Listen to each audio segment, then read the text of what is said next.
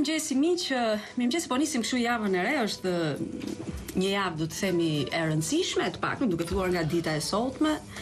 Nuk jam vetëm në studio, si zakonisht sot do të konsumoj një kafe me një nga miqtë e mi, një politolog, një njeri që e njeh jashtëzakonisht situatën në Ballkan, do të komentojmë zgjedhjet në Kosovë. Zgjedhjet paraprake, edhe rezultatet janë paraprake deri tani, por megjithatë pak a shumë po kuptohet situata. Zoti Koçodana, mirë se erdhe. Faleminderit. Rikthesh përsëri, po kësaj radhe me një tjetër profil, sepse kësaj radhe nuk je thjesht si një personazh, po si një komentator. Si e ke përjetuar një herë situatën e zgjedhjeve? Në përgjithësi kanë qenë zgjedhje të qeta. Domethënë zgjedhjet në Kosovë dhe gjatë ditës së djeshme që u bën, po edhe gjatë natës ku pritej se ku dhanë disa shenja, disa sinjale se mund kishte, se zgjedhjet kanë gjithmonë dy pjesë. Po. Pjesën e asaj që quhet populli voton dhe pjesën e dytë kush numëron. Ajo e dyta pastaj është më delikatja. Në Kosovë duket që edhe trysnia e madhe ndërkombëtarëve ishte e tillë që këto zgjedhje të mos cënoheshin. Siç ndodhi në 2010 ku patëm një rast flagrant ku në një zonë zgjedhjet dolën 126%.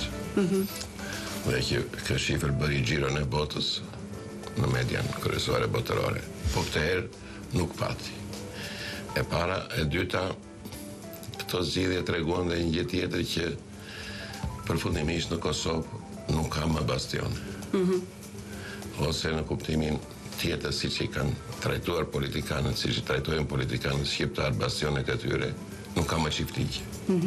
Pra, në rafshin e Dugagjinit, shëmën ku deri para disa vitesh ishte vetëm AK-i e Ramush Haradinajt, tani hyn të gjitha partitë. Dhe po të shikosh numrin e votave që kanë marrë, janë të gjitha partitë që kanë marrë vota. Pra nuk ka më. I kanë ngelur Deçani me Joniku që nuk bëjnë bastion sepse janë zonat vogla. E njëjta gjë ndodhi dhe në Drenicë. Skënderaj për shembull që është dhe Drenasi nga dy qytetet kryesore të Drenicës që kanë qenë deri diku bastione të PDK-s. Edhe vetë rezultati ishte 53%, por dhe shpërndarja e votës nuk ishte për të gjitha partitë, duke filluar që nga PDK-ja që mori shumicën, natyrisht deri tek nisma e Fatmir Limaj që përsëri mori një sasi të madhe votash edhe në këtë zonë. Pra, kjo ishte dukuria e parë shumë pozitive.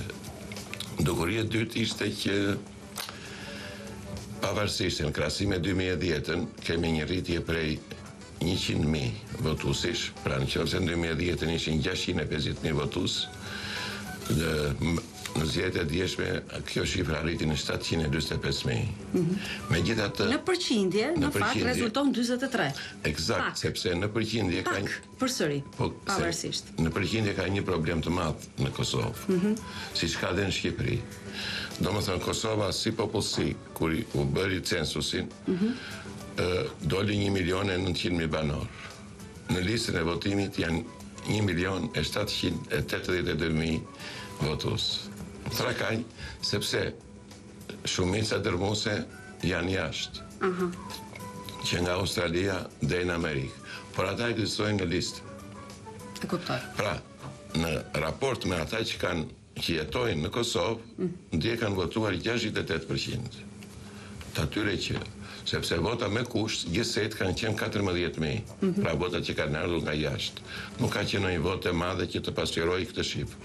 Por gjithsesi përqindja nxirret mbi këtë bazë që rezultatet që shpall ndodh njësoj si në Shqipëri, që në fakt votojnë mbi 75% gjithmonë, por kur e nxjerr mbi bazën e listave që ke, atëherë nxjerr 50% apo 45% apo 52%. Po të shohim rezultatet paraprake, mund të na ndihmojë në këtë moment edhe regjia për të lidhur me tabelën qendrore ku aty her pas here ndryshojnë rezultatet. Këtu është faqja e internetit që paraqitet, por megjithatë pak a shumë rezultatet janë Partia kryesore, pra PDK-ja Hashim Thaqit, deri tani, megjithatë rezultatet ndryshojnë nga momenti në moment, gjithmonë sipas numërimit të votave në qendrat respektive. 31.14%. Paktën këto janë rezultatet deri nga ora 5 e mëngjesit, të cilat unë disponoj. LDK-ja e Isa Mustafës 26.15% të votave, AK-ja e Haradinajt 9.67%, AKR-ja e Pacollit 4.73%, vetvendosja Albin Kurti 13.74%, Nisma për Kosovën 5.37%, por të mos llogaritur pastaj ato partitë e vogla e tjerë që janë të papërfillshme. Ajo çfarë ka çuditur të tërë është, si të themi, një lloj dështimi i partisë Pacollit. Ishte pritshme kjo? Do më thënë, ka një gjë e para, ju thatë partia e Hashim Thaqit. Po, sepse pak e shumë kështu... Me lejot ju të bëj një korrigjim. Më bëni. Në Hashim Thaçi është i vetmi që pati koalicion. Koalicion me një parti fetare, Partia e Drejtësisë e Ferit Aganit, e cila ka një numër të konsiderueshëm, rreth 2.5 deri në 3%. Kosovash janë. Eksakt. Janë jashtëzakonisht besimtarë. Partia Lëvizja për Bashkim, e cila dikur ishte aleate e vetvendosjes, që ka një përqindje rreth 2%. Partia Shqiptare Demokristiane, që ka edhe kjo një përqindje, pra nuk ka fituar si parti me vete, por me koalicion. Edhe kjo është mençuri. Duke e ditur që nuk fitonte dot me vete, atëherë lëshoi pe në dy ekstreme. Tek Lëvizja për Bashkim, që ka në program bashkimin kombëtar, lëshoi pe tek Partia e Drejtësisë për çështjen e Shamis. Mos harrojmë që u diskutua gjatë që u tha do t'u jap të drejtën që të përdorni Shamin në shkolla. Vetëm hajde bëuni koalicion. Pra, po mendimi si lëvizje zgjuar kjo, duke referuar kësaj të fundit? Kjo do duket... Apo thjesht një shfrytëzim? Kjo do duket tani që kur të dalin lista e deputetëve, sepse në Kosovë ka dhe një problem tjetër.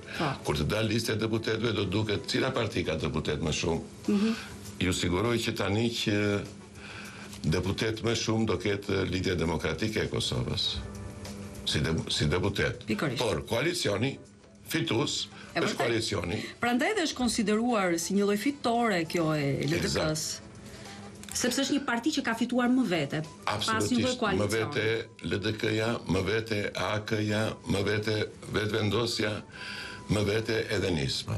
Do më thënë, ky është problemi në Kosovë që opozita nuk hariti të krijoj një koalicion të përbashkët, pra nuk pati një lider të besueshëm që ti mblidhte, sepse po ta shikosh me përmendje, në Kosovë kemi 5 kandidatë për kryeministër.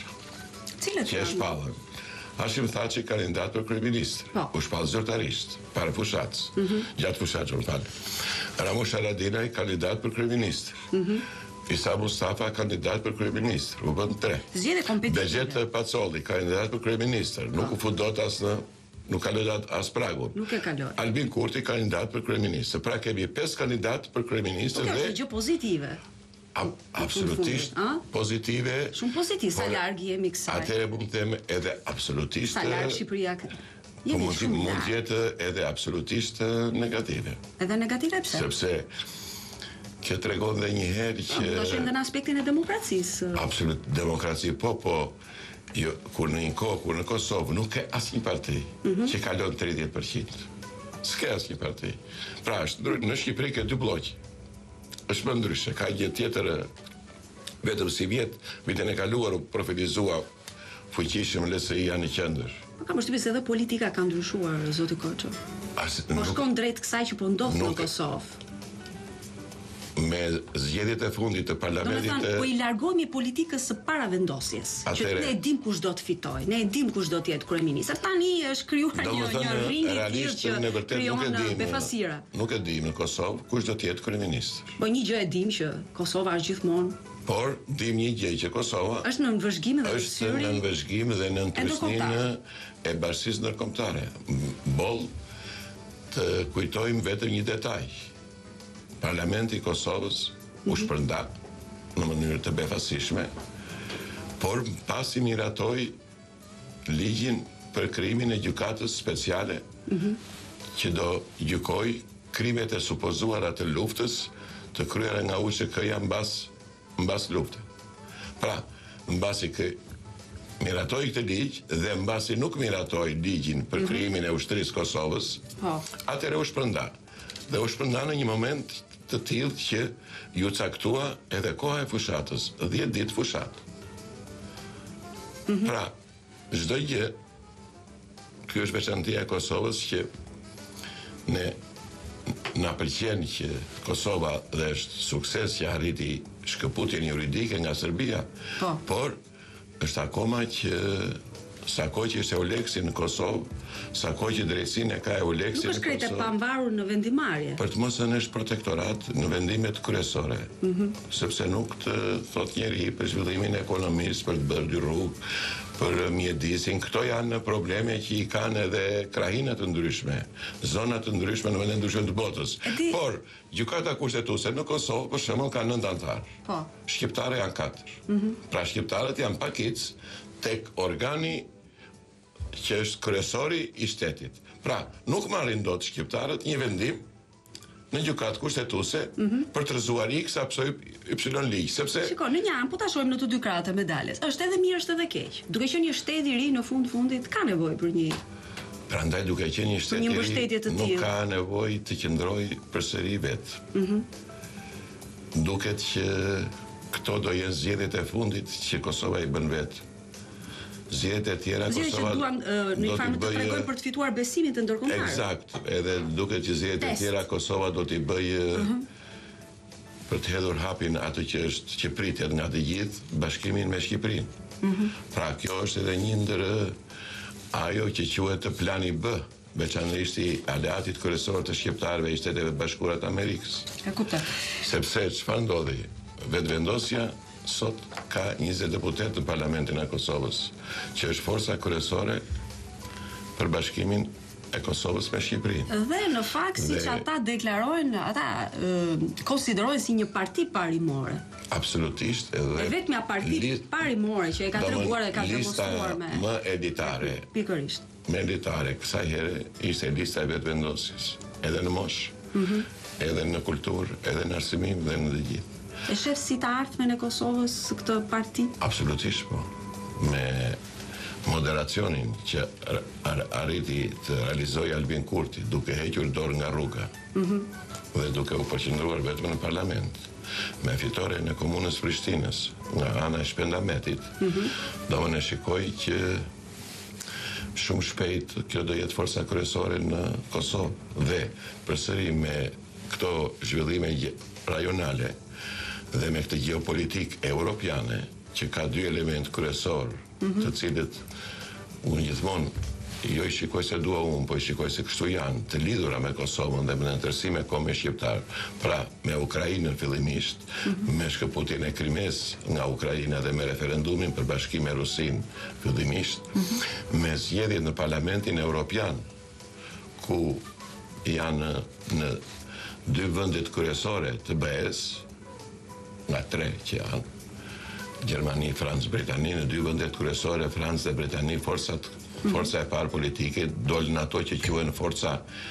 që i quajmë ne, ekstremi djathtë. Marine Le Pen me Frontin Nacional dhe UKIP-i i Nik Farajit në Britaninë e Madhe, me 31%. Pra, në këtë geopolitik rajonale dhe europiane, duket që Kosova nuk do ketë më nevojë as për njohje të tjera, sepse ato njohje i ka të garantuara Shqipëria, nuk do ketë më nevojë as për ushtri, dhe jo, kjo është arsye kryesore që nuk u lejuat të miratohej ligji për ushtrinë e Kosovës, se s'mund të ketë në NATO 2 ushtri shqiptare. Do doja ti shkëputemi kësaj për t'i marrë në veçanti të paktën partitë, sepse shpeshherë kemi domethënë deri edhe rezultate të paparashikuara. Për shembull, një prej tyre është Bexhet Pacolli. Bexhet Pacolli erdhi si një shembull për të shndruar njeriu nga një fuqi ekonomike në një fuqi politike. Por nuk e arriti në Kosovë. Pse? Po si duket ka disa arsye që më vonë do ben më të njohura. dhe duan dhe një analizë më të plot. Por megjithatë diçka mund ta themi. Dhe gjithmonë shoh një buzëqeshje në portretin tënd. Pacolli pësoi fatin e veton Sorojit. Domethënë vetoni Partia Ora herën e parë u fut fuqishëm në skenën politike të Kosovës, por në zgjedhjet e dyta mbeti te 4.8%. Kaq ka Pacolli sot. Çuditërisht 4.8%. Dhe më duket do ngelet 4.8%. Pra, arriti u bë 34 ditë president, por nuk e gëzoi dot, sepse erdhi në Shqipëri dhe filloi të flas para kohë për Bashkimin Kombëtar.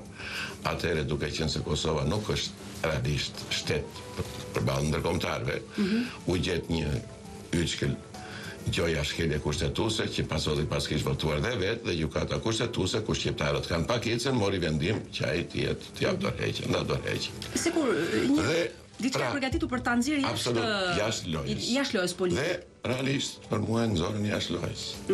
Po pse nuk ta themi nuk e duan domos se nuk këtë biznesmen shumë të fuqishëm. Kaq të fuqishëm në karrierë, por edhe shumë bashkëpunues. Edhe patriot duhet ta themi, se punta e ka bërë. Absolutisht. Po pse nuk e dua? Është e çuditshme në përgjithësi biznesmenët, njerëzit me një fuqi ekonomike nuk kanë, nuk gjejnë mbështetje në. U provua kjo dhe në Serbi. U krijua gështa të mëdhjeta para shumë vitesh e Mirëljub Labusit, me ekonomistë, biznesmenet, gjithë u krijua partia e Bogoljub Kariçit, që është me origjinë nga Peja.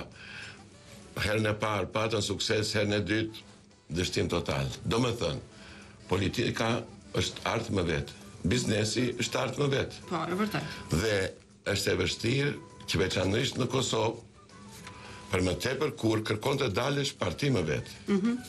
Dhe se të shikojmë dhe gabimet që bëri Pacolli. Pacolli e para nuk kishte pse ta priste koalicionin me Hashim Thaçin.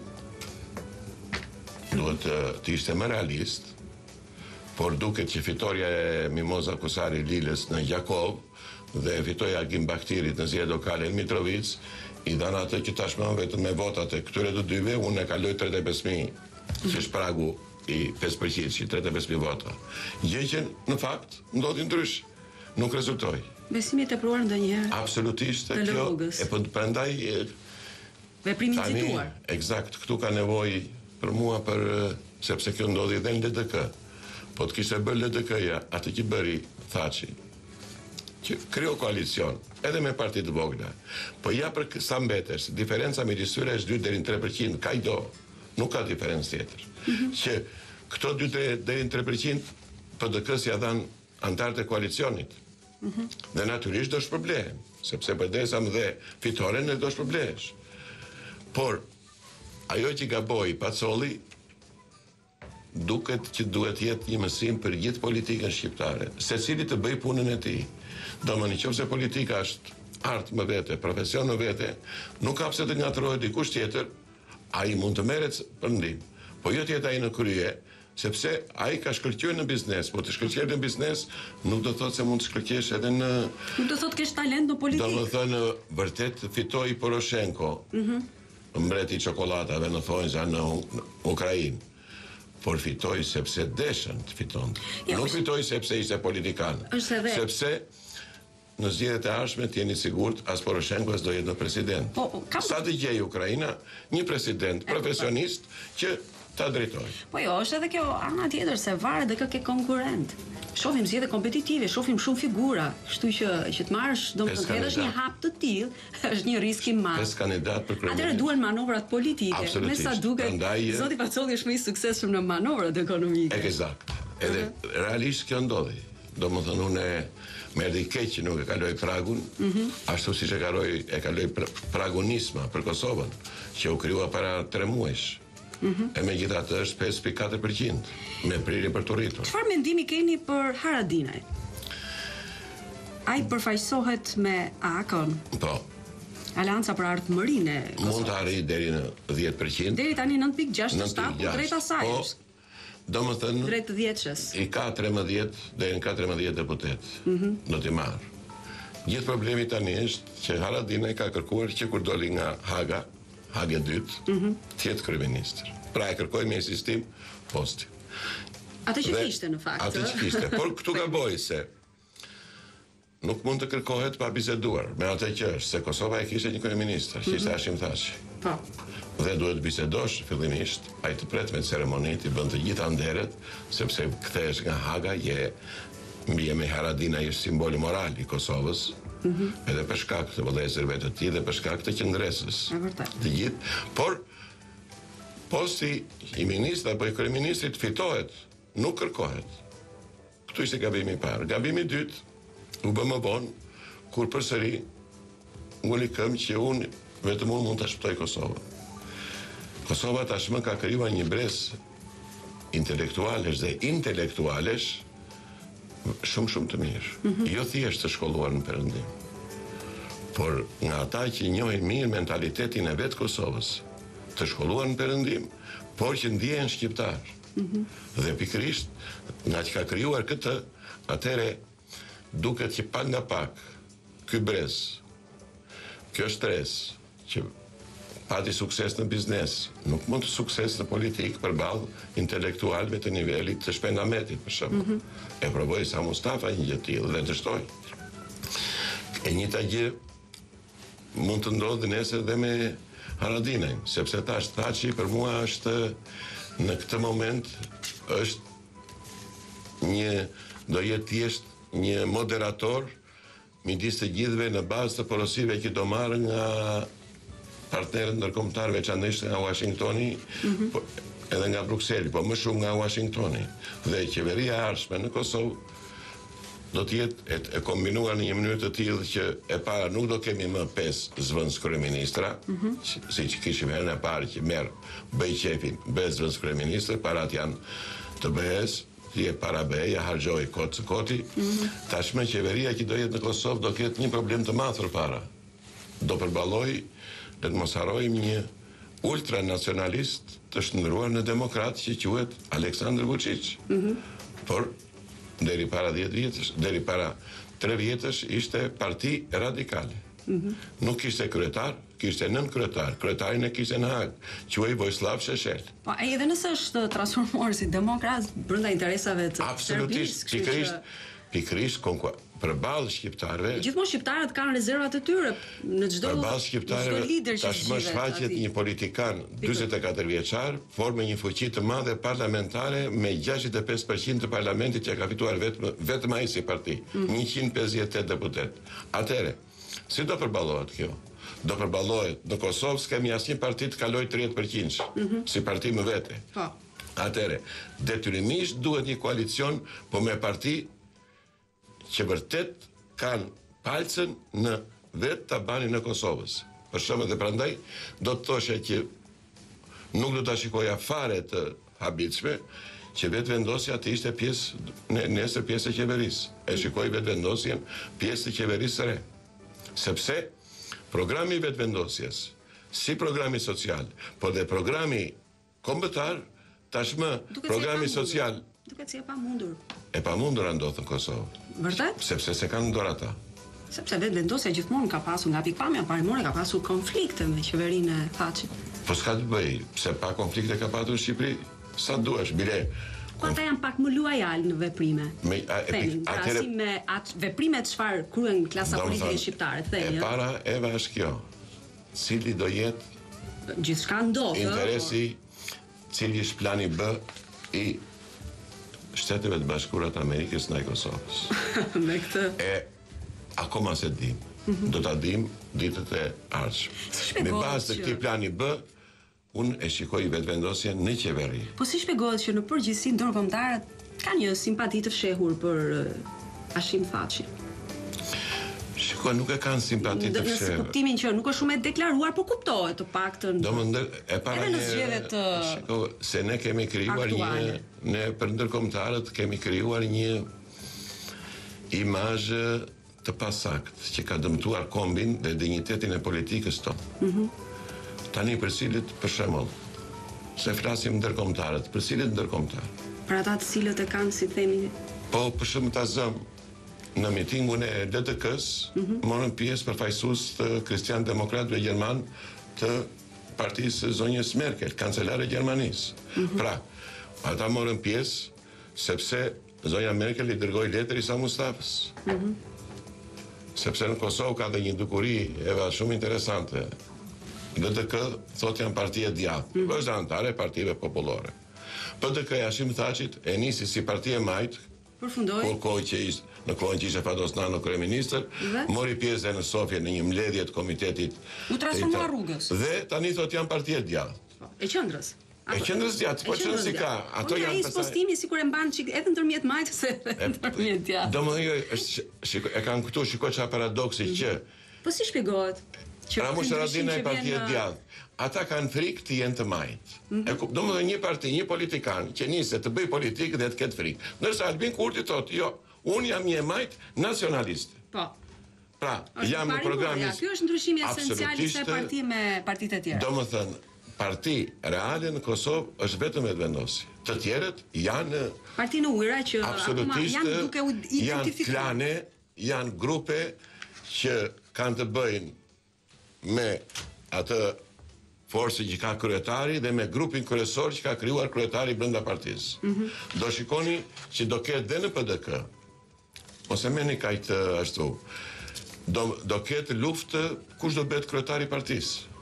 Se është dikush tjetër që pret të bëhet kryetari I partisë. Nuk do bëhet përsëri. Ai që është sot zëvendës kryetari I partisë, zëvendës I parë që quhet Kadri Veseli. Pra, në Kosovë është e çuditshme mënyra se si ndodhi. Pra, edhe kryetarët nuk janë të përjetshëm, siç kemi reflektuar. Nuk dihet se kush do bëhet kryetari I LDK-s, se dihet që Isa Mustafa do jap dorëheqjen. Se e deklaroi vet. Por me ikjen e Musa Mustafës do ikë gjithë brezi I atyre politikanëve që tashmë janë tek 60 mosha 60 vjeç. Dhe që kjo dëmtoi LDK-n, që pati shumë pak prurje të reja siç bëri vetëvendosja apo siç bëri AK-ja. Pra, ky fenomen do ndodh edhe në Kosovë. Dhe për të rikthyer tek ajo se kush do jetë nesër kryeministër, unë them kryeministri do jetë ai që jo duan ndërkombëtarët. Po ai që do aleati kryesor strategjik I shqiptarëve që janë SBA. Ndërsa për ata ndërkombëtarë që më thua, ata që dalin e thonë për shembull të japër statusin Shqipërisë, kjo është çmenduri, ata s'janë ndërkombëtarë që duhen dëgjuar, ata duhen respektuar, duhen pritur, ata që vinë dhe të thonë edhe duhen përcjell. Ndërsa dhe jo gjithmonë me atë një lloj që me që vjen nga Brukseli dhe është I mençur. Burokracia e Brukselit është e tillë që I dha fitoren Marine Le Penit në Francë. Burokracia e Brukselit është kaq e keqe sa I dha fitoren UKIP-it në Britani. Është kaq e keqe sa I dha fitoren përsëri partisë homologu të UKIP-it në Danimark. Kaq e keqe sa e nxori me 19% FPO në Austri. Pse e konsideron të keqe? Pse jo dha këtyre që ju përmendët? E konsideroj të keqe sepse para 3 ditësh para 3 ditësh në Der Spiegel, gazetën kryesore gjermane, lexova një intervistë të Marine Le Penit. Dhe thotë, unë nuk jam kundër Europës. Më keni keq kuptuar dhe ju gjermanët. Unë jam kundër Bashkimit Sovjetik Evropian. Beja e sotme mua më kujton Bashkimin Sovjetik. Po ta analizosh, ajo ka shumë të drejtë, pavarësisht se ne atë e quajmë ekstremistë të djathtë. Por nocionet janë relative. Ashtu të quan dhe ajo ty. Thot ti si e francez. Pra ti e thjesht je një qytetar I botës. Ti François Hollande apo ti Kope, ky kryetari partisë djathtë da dorëheqjen, po ai që do të vi. Atëre, ajo thot unë jam franceze. Unë këtë besoj, unë votoj thot ministrin tim të financave. E votoj. Ndërkaq, atës ma pyet kurse ka një ministër financash të Bashkimit Evropian, që unë s'ja kam dhe votë. Dhe ai vjen më thotë, jo, nuk do bëhet kështu, do bëhet kështu se kështu ka vendosur Banka Qendrore Evropiane. Prandaj thotë, kjo është Bashkimi Sovjetik, duhet të shpërbëhet. Dhe këtë tezë, pavarësisht ne quajmë ekstremi djathtë, edhe tash këtë burokraci që është e keqe. Është e keqe se janë për shembull 751 eurodeputet. Në Shqipëri pak e dinë që në Bruksel e Strasburg ka zyra për 751, me asistente, me zyra, me rrogë, me makina, me të gjitha. Për më tepër kur janë dhe grupe parlamentare, atëre imagjinoni pa folur këtu për administratën e Komisionit Evropian, të mora vetëm të zgjedhurit. Shtrohet gjithë problemi. Përse duhen këta 751 që secili vjen në Shqipëri, për shembull në Shqipëri emri më i njohur është Doris Pak. Po. Laj thaj ka 20 vjet eurodeputat. E vjen këtu edhe flet. Tashmë se dëgjojnë më, por në fillim kur e dëgjonin. Tani cili është pushteti i saj? Dhe pse duhet vendos ajo për Shqipërinë? E njëjta gjë ka filluar të shfaqet hapur dhe në Kosovë. Është ndryshe ambasada amerikane, ku Kosova ka një lidhje të veçantë për shkak të faktit që ishte SBA që bombardoi Kosovën, bombardoi Beogradin. Europa kujtua më vonë, se edhe ne e zbukuruam mas 99-s edhe në propagandë që bombardoi NATO. Nuk bombardoi NATO në fillim. NATO, shumica e vendeve të NATO-s europiane, më lejoni t'ju kujtoj një... Ata mbështetën SBA-n. Eksakt, po avionet e parë nisën... NATO mbështeti sulmin amerikan. Po, eksakt. Po kjo dihet. Dhe Joshka Fischer, kur shkruan kujtimet, e ti thotë që nuk ishte lufta jonë, dhe s'mund të ishte as fitoria jonë. Ishte lufta e Madlenit, prandaj detyrimisht do ishte fitoria e Madlenit. Dhe unë për këtë thotë e kam ngritur shëndetin e parë për Madlen Albrightit. Jo për ne, ministrat e jashtëm që ishim atje dhe donin të pinim shampanjën e fitores që kryen amerikanët. Pra, nuk flas për këta ndërkombëtarë që janë aleati kryesor strategjik i shqiptarëve. Këta janë ata që do vendosin nesër si do eci dhe Kosova. Dhe për atë, kur i fola që parë për atë rikonfigurim të qeverisë së ardhshme, se vetë fakti për shembull, po jap një detaj. Mbrëm vetëvendosja e uroi Hashim Thashin për fitore. Është vetëm një parti që e bëri. S'është parti parimore. Po është kjo bën diferencë. Jo vetëm atë, po shikoj se është falle emancipimi. Pikërisht. Euroj. Dhe që këtu unë që merrem me analizë politike nxjerr edhe një konkluzion që kjo është partia e së ardhmes. Edhe që mund të jetë nesër në qeveri. Sepse jo, po, shikon, ndonjëherë të gënjejnë edhe këto momentet. Qeveria që do krijohet në Kosovë ka nevojë të etikës profesionale. Jo, të urosh nuk do të marrësh pjesë në koalicion. Po ka një problem. Të përballosh serbët aktualisht, do të kesh në qeveri një forcë si vetëvendos. Nuk përballohen ndryshe serbët. Ndryshe do pranojmë të ndajmë Kosovën. Veriun e Kosovës e japim Serbisë. Pra, këto janë sfidat. Domthon mbaroi festa. Tani ka një mal me probleme të cilat po ta pyesësh Hashim Thashin, thotë unë nuk i zgjidh dot vet. Lërse s'mund të televizor. Jo, populli ato janë fjalime, janë bërë modë, janë bërë bajate.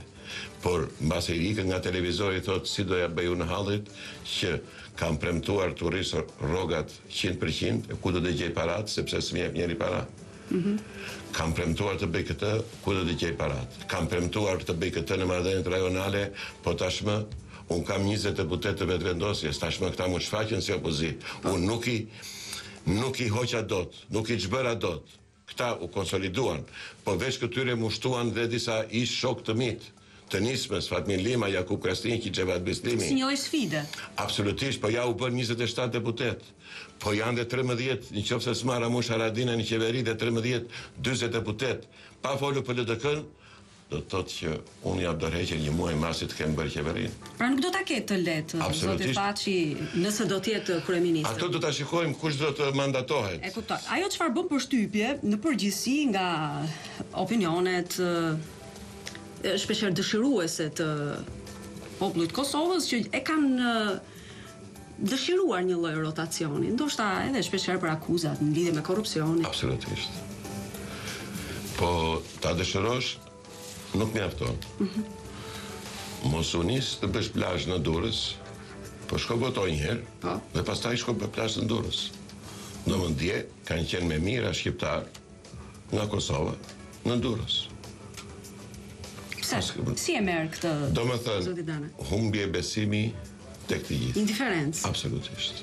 Pra, po të bëjmë pak retrospektive edhe të shikojmë fushata elektorale e Isa Mustafës ishte një dezastër, një katastrofë. Vërtet. Nuk ndes. Po megjithatë ka fituar goxha përqindje, si parti. Është shumë pak për të. Pritet fitonte mbi 35%. Po nuk ndezi. Nuk mobilizoi, politikani që nuk harrin, të mobilizoj njerëzit, popullin, edhe pasaj po iki nga populli, po shkoj te turma, sepse ekziston dhe turma, siç ekziston populli, siç ekziston opinioni publik, siç ekziston elita. Pra janë gjitha këto kategori që ekzistojnë brenda atij që quhet kom. Nuk i ndesi. Atëherë po të marrim tre alternativa, duke referuar të DK siç ju e argumentoni. Ta marrim një lloj paaftësie, një. Mund ta marrim si një lloj e ke parasysh një lloj indiferencë në kuptimin sepse të paktën ndonjëherë edhe politikanët arrin të kuptojnë që është dikush tjetër që vendos. Edhe pse duhet bëj gjithë këtë përpjekje, të marr atë përqindjen e konsiderueshme dhe për mua është e mjaftueshme. Pra, si e shikon në cilën anë të medaljes? Apo ndonjëherë edhe pa aftësi ndoshta? Jo, edhe të lodhur. Ta politika. Shiko ka një gjë. Ose lodhje. Po të marrësh kryesinë e LDK-s, përjashto 2-3 emra që janë të rinj, që nga Vjosa Osmani, që është një nga. Të tjerët i shikon si xhaketat vjetra. Janë të lodhur. Jo, xhaketat e kanë të reja. Mirë, në kuptimin e janë të lodhur, edhe kur flasin para njerëzve, as syt nuk u shkëlqejnë. Pra, kryen një ritual të cilin as vetë nuk e besojnë. Po, hajde o flas, po unë nuk e besoj. Po si shpjegohet janë dhe pasardhësit e një lideri që ka qenë frymëzues? Po se mbeten pa ata, për shembull, unë do ta shikoja kryetarin e komunës Pejës, Gazmend Muhaxherin, antar të udhëheqjes lartë të LDK-s. Po do, sepse ashtu si sfidoi Pejin, përballë PDK-s dhe AK-s, që ishte bastioni AK-s, ky harriti e mori. Dhe e mori me zotësinë e tij, se mobilizoi njerëzit. Dhe njerëzit pa shpresë tek ato që thoshte. Nëse unë nuk shikoj shpresë kur ti flet, as të sytë tu, as të fjala jote, por them, ti krye një ritual, them, ky dhe vete ka me përtes, që të votojnë për të. Atëre votojnë vetëm ai grupi, që është grupi militantëve, të tjerët, ata që janë më larg, ata të rriqen dhe më mirë të më preferojnë Durrësin se sa të preferojmë të shkojmë të Zëmrat për të votuar në Prishtinë, në Ferizaj, apo në Gjakova, apo në Peja, apo në Prezren. E drejt, tani edhe një pikë e fundit që dua që ta komentojmë së bashku, sepse jemi edhe në fund, vetëm 2 minuta kohë kemi. A mund të konsiderojmë këto zgjedhje të ndershme? A mendon se Kosova e ka kaluar sprovën e testit të pritshëm nga... Unë e refuzoj fjalën ndershmëri kur bëhet fjalë për zgjedhje. Nuk ka zgjedhje të ndershme. Zgjedhjet janë të drejta apo të padrejta, të ligjshme apo të paligjshme, të ndershme nuk ka kurrë. Nuk ka. Secili bën hile, secili bën marifete, secili bën 1001 gjëra, rëndësi ka të mos merren vesh. Rëndësi ka të jenë brenda ligjit, rëndësi ka që të respektohet ligji dhe të gjithë të thonë po. Nuk pati sherr, nuk pati zënka, nuk pati mbushje kutish, nuk doli 126%, po kur je brenda 100%-shit, kush është mirë Zoti, do t'i bëj dhe ato marifete që e përjashtojnë fjalën ndershmëri tek zgjedhjet. Prandaj dhe bota ka gjetur një fjalë tjetër. Zgjedhje të drejta. Zgjedhje brenda ligjit. Pra ishte të drejta. Të drejta, të ligjshme. Por të ndershme asesi. Po s'ka, nuk shkon. Në fakt vetë politika në vetë është një lloj. Eksakt. Nuk ka moral. Absolutisht. Duhet ta pranojmë. Sa kohë që e pranojmë këtë, atëherë do pranojmë edhe tjetrin që çdo veprim politik është amoral. Megjithatë, i shesi zgjedhje cilësore? Domethënë për mua Kosova ka bërë zgjedhje më të vështira, sepse këta po i mëshojnë që zgjedhje shumë. Në një zgjedhje kur bie niveli pjesëmarrjes, nuk i shikoj cilësore. Ja. Domethënë shikoj si humbje besimi. Në një kohë që pritej shkalla.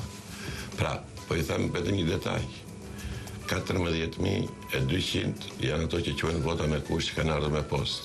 Pra, nga një diaspor 1 milion që ka shqiptarët e Kosovës në Mërgim, në Europë dhe në SBA, vetëm 14.000 morën mundimin të votonin. Nuk janë cilësore, nuk kanë ndezur.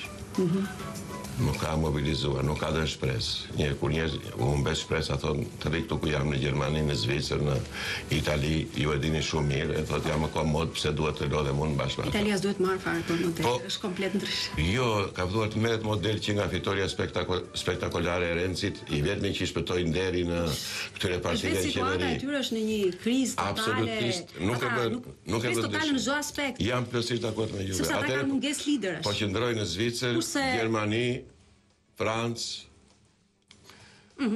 Spanjë, etj. Do më preferojnë të rinë aty, preferojnë të rinë në Amerikë, dikush e dërgon votën, dikush tjetër thotë s'po votoj pa. E kuptoj. Mirë, atëherë erdhëm në fund, domethënë. Nuk e di, besoj pak a shumë sipas rezultateve që shihet do të kemi një koalicion të 3-4 partish, 5 partish. Megjithatë nuk e dim, të shohim. Domethënë si të jetë Zarfi. Si të jetë Zarfi. Zarfi i ka të gjitha brenda.